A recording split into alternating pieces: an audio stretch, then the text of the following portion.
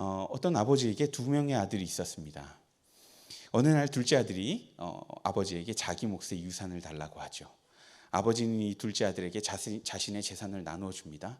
이 둘째는 며칠이 안 되어 아버지를 멀리 떠나 다른 나라로 가버렸습니다. 그리고 오래되지 않아 아버지께서 받은 재산을 창녀들과 함께 다 탕진해버리고 맙니다. 이 둘째 아들은 굶주려 죽게 되는 처지에 이르게 되는데요. 그는 할 수 없이 돼지를 키우며 이 돼지가 먹는 열매를 먹어야 하는 비참한 처지가 되었습니다. 바닥까지 떨어진 자신의 처지를 후회한 이 둘째 아들은 자신의 삶을 뉘우치고 아버지의 집으로 돌아옵니다. 놀랍게도 아버지는 이 둘째 아들을 혼내지 아니하고 두 팔 벌려 환영하며 잔치를 열어주었습니다. 하지만 이 둘째 아들을 본 맏아들은 아버지의 모습에 크게 분노했습니다. 이 맏아들은 아버지를 원망하고 아버지가 주최한 잔치에 참여하지 않습니다. 이 이야기는 아버지가 화난 첫째 아들에게 가서 동생을 받아주자면서 큰아들을 타이르는 장면으로 끝이 납니다. 우리는 이 예수님의 비유를 잘 알고 있죠. 이 비유를 우리 기억하기를 둘째 아들에게 포커싱된 이야기, 즉 탕자의 비유로 기억합니다. 하지만 저는 이 예수님의 비유를 돌탕, 그러니까 돌아온 탕자의 이야기로 부른다든지 아니면 탕자의 비유라고 부르고 싶지 않아요. 왜냐하면 이 이야기는, 이 내러티브는 둘째 아들 못지않게 첫째 아들에 관한 것이기도 하고 아들들 못지않게 아버지에 대한 이야기이기 때문입니다. 그러므로 저는 돌아온 탕자로 이 이야기를 부르지 않고 앞으로 잃어버린 두 아들의 비유라고 말하도록 하겠습니다. 예수님께서는 이 잃어버린 두 아들의 비유를 애시당초 누구 때문에 말씀하시게 되셨을까요? 사실 첫째 아들과 같은 사람들을 들으라고 하신 이야기예요. 그 첫째 아들이란 15장 2절에 나온 바리새인들과 서기관입니다. 그러니까 이 비유는 누구를 위한 이야기인가 하면 바로 첫째 아들과 같은 부류의 사람들 때문에 예수님께서 시작하신 이야기예요. 본인이 영적이고 하나님 말씀 잘 듣고 순종한다고 생각하는 사람들, 스스로 영적이고 종교적인 사람이라고 여기는 자가 바로 이 비유를 들어야 하는 대상인 것입니다.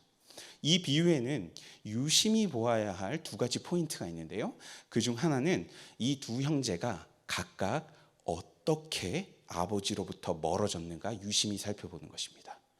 또 다른 하나는 아버지와 아들들이 어떻게, 얼마나 다른지를 생각해 보는 것입니다. 한 아버지에서 태어난 이 두 형제는 동생은 문제야, 형은 모범생. 서로 극과 극으로 달라 보여요. 하지만 이 두 형제에게 공통점이 있는데 바로 이 두 형제의 공통점이란 아버지와 멀어진다는 것입니다. 너무나 다른 듯 보이는 이 두 아들은 각기 극과 극으로 다른 방식으로 아버지와 불화하게 되죠. 이 두 형제는 서로 다른 방법으로 아버지의 마음을 아프게 합니다. 그리고 결정적으로 이 두 아들의 가장 큰 공통점은 바로 아버지를 사랑하지 않는다는 것이에요. 이 아들들을 만일 우리 인간의 보편적인 기준으로 본다면 어떻습니까? 하나는 정말 못돼 먹었고 하나는 착하고 모범적이죠. 하지만 이 두 아들 모두 아버지께로부터 멀어져 있다는 것이 같습니다. 이 두 아들 모두 아버지의 마음을 모릅니다. 아버지가 무엇을 원하는지 모릅니다. 이 두 아들은 각자 아버지에게 원하는 것이 분명히 있어요. 아버지에게 바라는 것은 있지만 아버지라는 분 자체에는 관심이 없습니다. 마치 우리의 모습 같지 않습니까? 우리도 하나님께 바라고 원하고 기도하는 것은 있지만 하나님 자체를 즐거워하거나 하나님 자체를 기뻐하지 않을 때가 얼마나 많이 있습니까? 우리들도 하나님 자체를 우리의 기쁨이요, 우리의 상급이요, 우리의 선물로 여기는 것이 아니라 우리는 때때로 하나님께 주실 무언가가 우리의 기쁨이 되어야 한다고 생각할 때가 많이 있습니다. 이런 마음으로 우리가 신앙생활하면 어떻게 될까요? 아마도 우리가 원하는 것을 하나님이 주시지 않는다면, 우리가 원하는 것을 하나님으로부터 얻어내지 못한다면 아마도 기쁨이 없는 신앙생활을 하게 되겠죠. 하나님 자체가 아니라 하나님이 주실 무언가가 우리의 상급이라고 생각한다면, 우리가 원하는 것을 얻어내지 못한다면 우리는 시험에 들 것이고 맏아들처럼 결국 아버지를 원망할 테니까요. 원하는 대로 기도 응답이 되지 않으면 우리는 신앙생활의 기쁨을 잃어버리고 말 것입니다. 그저 아버지에게 화를 내는 맏아들처럼 말입니다. 여러분, 이 이야기에 등장하는 두 아들은 하나님과 멀어진 인류의 두 가지의 길을 상징적으로 나타내고 있어요. 둘째 아들은 감각적으로 쾌락을 쫓는 세상적인 인생을 대변하고 있다면, 첫째 아들은 성실하고 도덕적이고 종교적인 삶을 열심히 사는 인생들을 나타내고 있습니다. 아버지로부터 멀어지는 이 두 형제는 인간들이 하나님과 멀어진 두 가지의 길을 우리에게 보여주고 있습니다. 첫째 아들은 기준을 따르는 사람이었죠. 둘째 아들은 기준을 거부하는 사람이었습니다.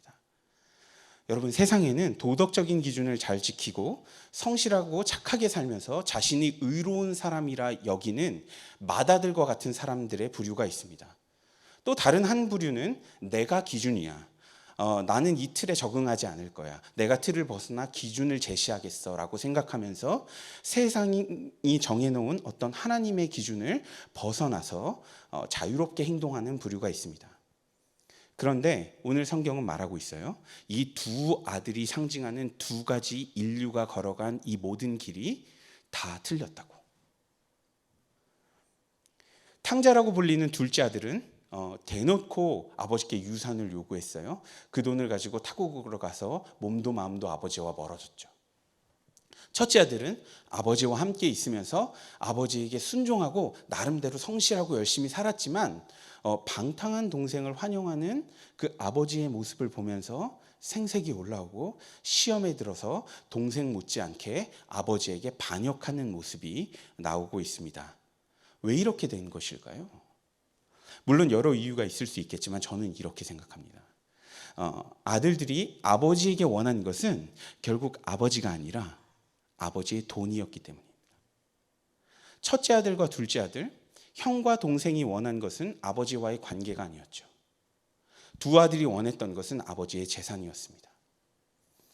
참 인간은 죄인이어서 아무튼 모든 인간관계의 갈등을 파고 들어가 보면 그 끝에는 돈이 있더라고요.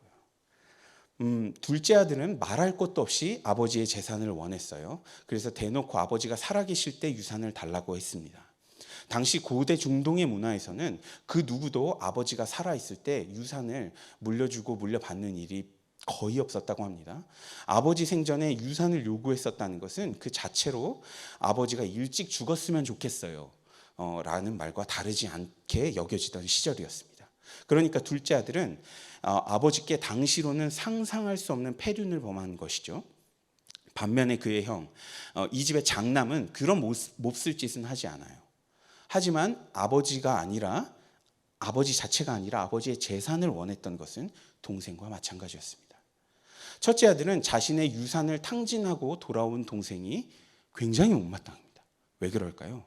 전 재산을 탕진하고 다시 집으로 온 동생에게 아버지가 한 일이 있잖아요. 가장 좋은 옷을 내서 입히고, 아마도 아버지의 옷이었을 것입니다. 그 옷을 동생에게 입혀줘요. 그리고 아버지는 그의 손가락에 아들임을 상징하는 반지를 끼워줍니다. 동생을 다시 아들로 받아주었다는 말이죠. 아들의 신분을 회복시켜 주었다는 말입니다. 그러면 동생을 아들로 받아주었다는 얘기가 뭘까요? 다시 형의 입장에서는 아버지가 동생에게 또 유산을 나누어줄 가능성이 생겼다는 얘기죠. 형은 아버지가 돌아가시면 모든 재산이 마땅히 자기에게 돌아와야 하는데 동생 때문에 손해볼까 겁이 납니다. 형은 동생과 다르게 성실하게 살아왔어요. 형은 자기 노력에 합당한 것을 아버지로부터 당연히 받아내야 한다고 생각합니다. 반면에 동생은 이미 집의 재산을 탕진했어요. 당시 문화에서는 장남이 아버지 재산의 3분의 2를 상속받았고 차남이 3분의 1을 상속받았어요. 그러니까 동생은 이미 그 집안 재산의 3분의 1을 없애버린 장본인이죠. 그래서 이 화난 첫째 아들은 아버지께 따지기 시작합니다.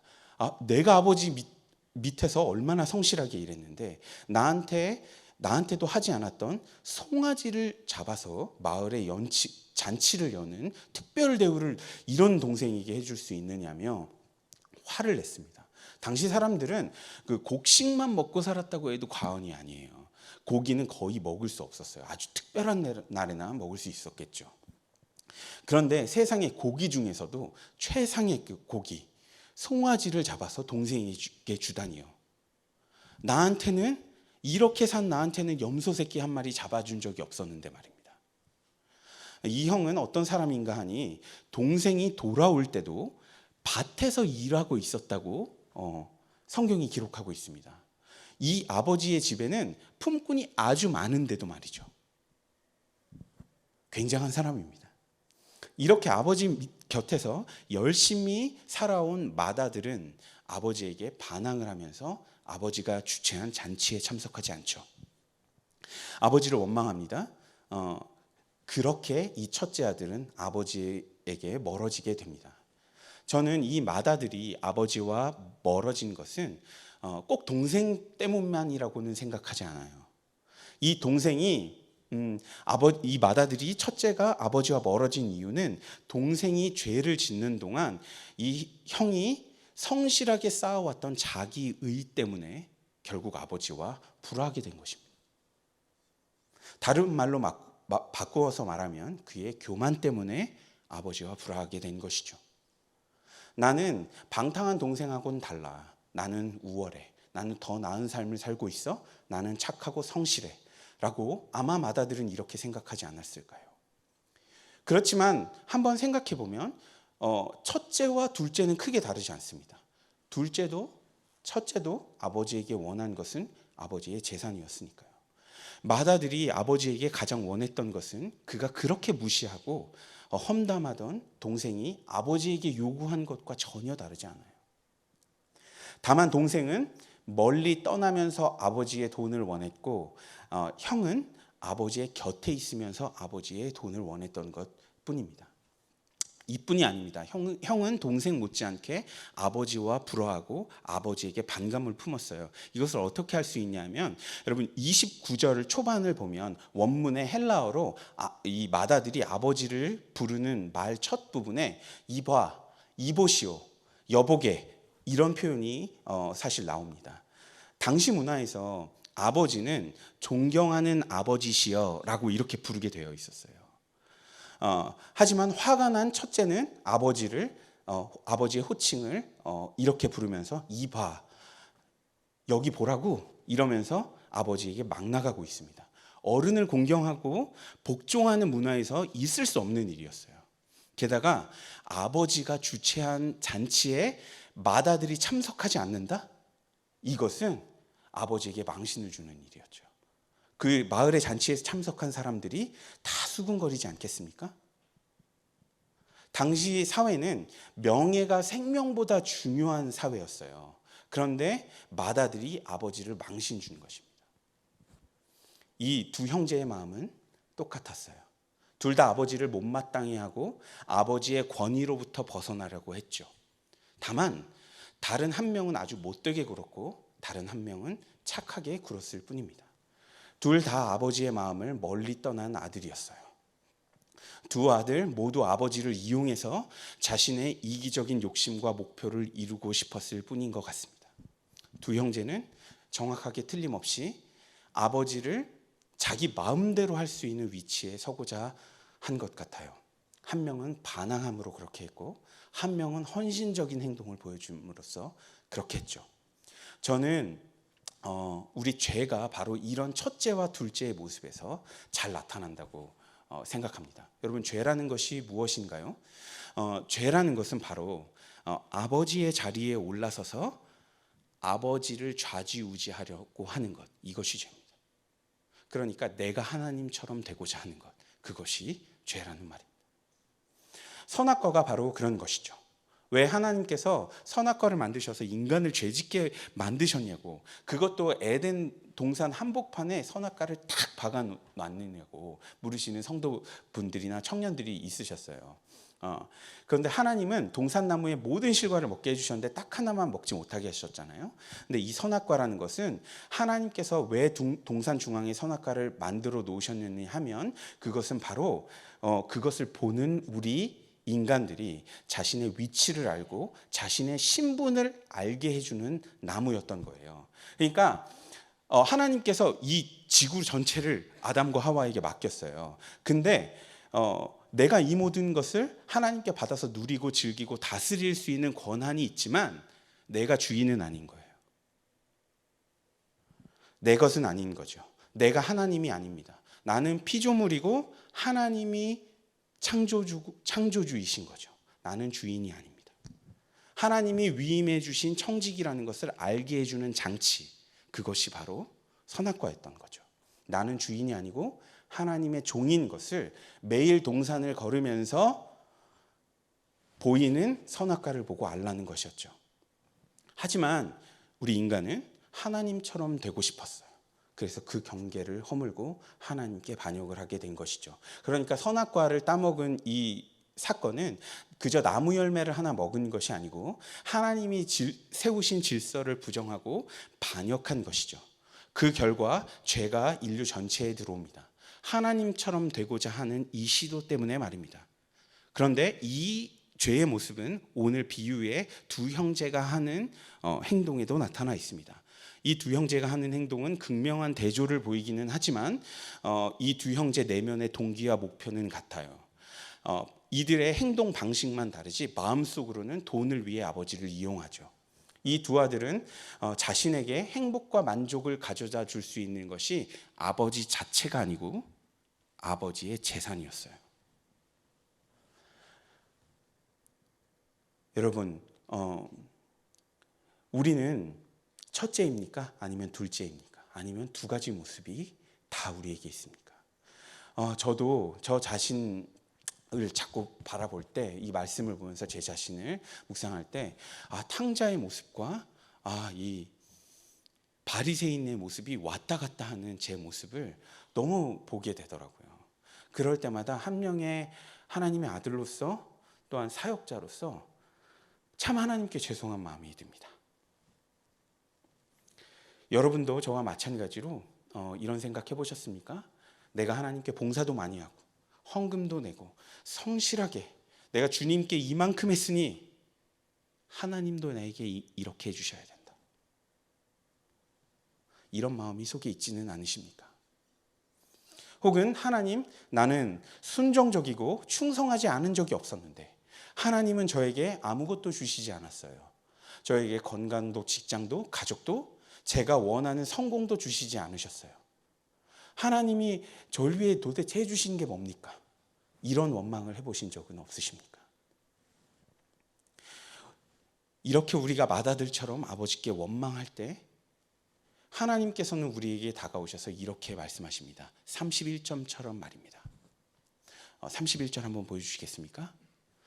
너는 항상 나와 함께 있으니 내 것이 다 너의 것이로되 내 것이로되.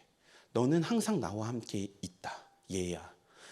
너는 나와 항상 같이 있으니 내 것이 다 네 것이야.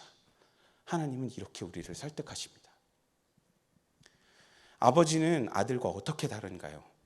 맏아들은 아버지가 틀렸다고 화를 내면서 이렇게 말하죠. 아버지, 내가 불순종한 적이 있나요? 내가 아버지께 순종했으니 그러니까 아버지도 내 인생의 모든 일을 내가 원하는 대로 해주셔야 돼요. 마치 이렇게 얘기하는 것 같습니다. 그게 정입니다. 이렇게 맏아들은 자신의 옳고 그름의 잣대를 아버지에게 대놓고 요구합니다. 그렇지만 이 맏아들에게 기회가 있어요. 이 이야기의 마지막에 맏아들에게는 아버지를 참으로 기쁘게 할 수 있는 기회가 있었습니다. 그것이 무엇이었나요? 잔치에 들어가면 되는 거였어요. 둘째 아들이 그 먼 나라에서 아버지께 돌아왔듯 이 첫째 아들은 잔치에 들어가면 되는 거였어요. 그러나 아버지는 아버지와 아들은 참 다르죠. 보세요. 두 아들 모두 틀렸지만 두 아들 모두 다 사랑받았습니다. 아버지는 두 아들 모두 자신을 이용하고 멀어지려고 한 것을 알았지만 아버지는 두 아들을 기다려주고 안아주고 설득하러 가시는 분이었어요. 아버지는 두 아들 모두 잔치에 부르시는 분입니다. 이 이야기는 우리에게 알려줍니다. 두 아들 모두 틀렸지만 두 아들 모두 사랑받았다. 하나님은 모든 종류의 죄인을 찾기 원하시는 분입니다. 하나님은 둘째 아들과 같은 죄인이 돌아오기를 기다리고 달려가서 안아주시는 분이에요. 그리고 큰 아들과 같은 죄인에게도 먼저 찾아가셔서 집으로 들어와 잔치에 참석하라고 설득하시고 애원하시는 분입니다. 그러면 우리는 어떻게 해야 되겠습니까? 아버지는 두 아들 모두에게 자신의 사랑을 아낌없이 주기 원하시는 분임을 잊어서는 안 될 것입니다. 그러므로 모든 하나님의 가정과 교회는 모든 종류의 잃어버린 사람들을 위한 장소여야 합니다. 방탕하게 살았던 죄인을 위한 장소이기도 해야 하고 스스로 의인처럼 교만한 죄인을 품어줄 수도 있는 곳이 되어야 합니다. 하지만 우리가 분명하게 알아야 될 것이 있어요. 두 아들 모두 잘못되었고 하지만 두 아들 모두 사랑받았어요. 하지만 두 아들이 상징하는 이 두 가지 길이 똑같은 정도로 위험한 것은 아니라는 사실을 우리가 기억해야 합니다. 아버지는 둘 다 사랑하시지만 그렇다고 두 길 모두 둘째 아들의 길과 첫째 아들의 길 모두 똑같이 위험한 것은 아니에요. 더 위험한 부류가 있습니다. 그것은 스스로 의롭다 여기는 맏아들과 같은 태도를 보이는 사람들이죠. 둘째 아들이 상징하는 돌아온 탕자, 이들은 자신의 죄가 너무나 명백하게 그냥 다 드러나 있습니다. 그러니까 자신이 죄인인 줄 알아요. 그래서 아버지께 돌아오기도 쉽습니다. 아버지께 돌아오는, 즉 지금 예수님께 앞으로 나아온 누가복음 15장 1절에 나와 있는 죄인과 세리, 예수님 앞에 나온 이 죄인과 세리니까 상징하는 것이 둘째 아들이거든요. 이들은 소망이 있는 거예요. 그러나 첫째 아들이 상징하는 인간 부류, 2절에 나온 바리새인과 서기관은 너무나 위험합니다. 내 죄를 못 보고 스스로 의롭다고 여기는 사람, 다른 사람보다 우월감을 느끼고 다른 사람을 지적할 권리가 내게 있다고 믿는 사람, 이런 사람은 영적으로 아주 위험한 상황에 있는 사람입니다. 형도 동생도 똑같이 이기적이고 죄를 지었으나 자신의 죄인임을 아는 동생이 적어도 제가 보기에는 더 하나님 나라에 가까이 있는 것처럼 보입니다. 형에게도 동생에게도 소망은 없습니다. 소망은 아버지로부터 나오죠.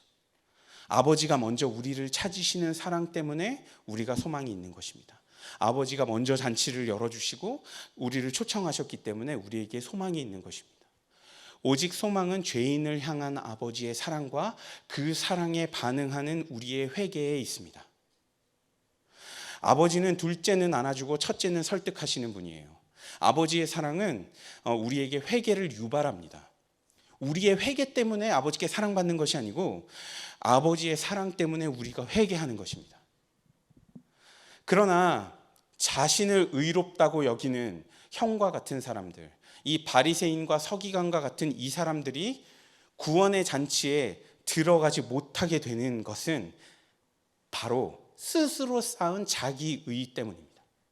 바로 그의 자기의 옳은 행동에 대한 어떤 교만 같은 것입니다. 자신의 죄를 보지 못하고 회개하지 않는 것이 잔치에 들어가지 못하게 막는 것입니다. 여러분, 지금 나는 어떤 모습입니까? 내가 성실하게 일하고 교회에 봉사하고 예배를 잘 드리지만 하나님의 잔치, 구원의 잔치, 잃어버린 동생에게는 무감각하지 않습니까? 나는 말씀 앞에서 나의 죄됨을 보고 회개하는 삶을 살고 있습니까? 이 이야기에서 저는 가장 불쌍한 사람이 하나 있다면 바로 맏아들인 것 같아요. 자신이 죄인인 줄 모르기 때문입니다. 아버지 옆에 있지만 자신이 스스로 의롭다고 여기고 자신의 죄를 보지 못한다면 우리는 맏아들입니다. 그리고 아버지 곁에 있지만 잃어버린 동생을 향한 아버지의 마음을 모르고 있다면 우리는 첫째 아들입니다. 여러분, 주님의 마음은 무엇일까요? 오늘 읽은 누가복음에는 15장에는 세 가지 비유가 나오는데 잃어버린 양의 비유, 잃어버린 동전의 비유, 잃어버린 아들의 비유가 나와요. 그러니까 목자는 잃어버린 양을 찾아 나서고 여인은 잃어버린 동전을 찾고 아버지는 집 나간 아들을 기다리는 모습이 나오죠. 이것을 통해서 하나님이 우리에게 말씀하고 싶으신 게 뭘까요? 나는 잃어버린 죄인들을 찾고 있다. 그리고 그들이 돌아오는 것을 너무나 기뻐한다. 주님은 잃어버린 양 이야기, 잃어버린 동전 이야기, 잃어버린 아들 이야기를 연속으로 하시면서 자신의 관심과 자신의 뜻이 어디 있는지 우리에게 분명히 보여주셨습니다. 바로 잃어버린 영혼에 우리 주님의 아버지의 마음이 있다는 것입니다. 여러분, 우리 집에 혹시 첫째 아들과 같은 자녀가 있습니까? 혹은 탕자와 같은 둘째가 있습니까? 맏아들, 둘째 아들 같은 남편과 친구가 있습니까? 아버지가 아들이 돌아오기를 기다리듯 주님은 우리 주변에 잃어버린 영혼이 돌아오시기를 간절히 바라십니다. 말씀을 마치겠습니다. 우리는 둘째 아들처럼 아버지의 권위를 벗어나 스스로 자기 인생의 주인이 되려고 했던 둘째 아들이 되거나 아니면 아버지의 권위 아래 있지만 아버지의 마음을 모르고 스스로 의롭다 여기며 살다가 죽을 인생들이었습니다. 맏아들의 결정적인 과오는 바로 아버지의 마음을 몰랐다는 것이죠. 스스로 의롭다 여기는 첫째 아들은 아버지의 밭에서 열심히 일하는 것이 아니라 집 나간 동생을 찾아와야 했지요. 우리도 아버지의 마음을 알아 잃어버린 동생을 찾으러 나가는 그 한 사람이 되었으면 좋겠습니다. 믿지 않는 우리의 가족, 친구, 직장 동료, 이웃들에게 말입니다.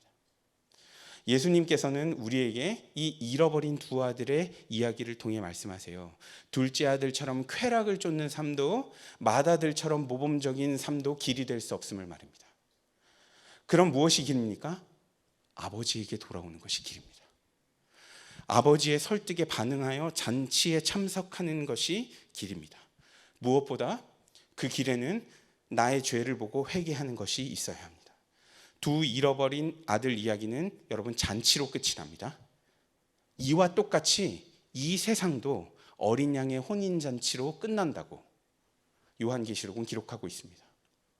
여러분, 우리는 마지막에 어린 양의 잔치에 참여할 것입니다. 여러분, 잔치는 기쁨이죠. 이 말은 기쁨이 없는 곳에는 하나님 나라가 존재할 수 없다는 말처럼 들리기도 합니다. 시편은 온갖 언어로 그것을 표현하고 있어요.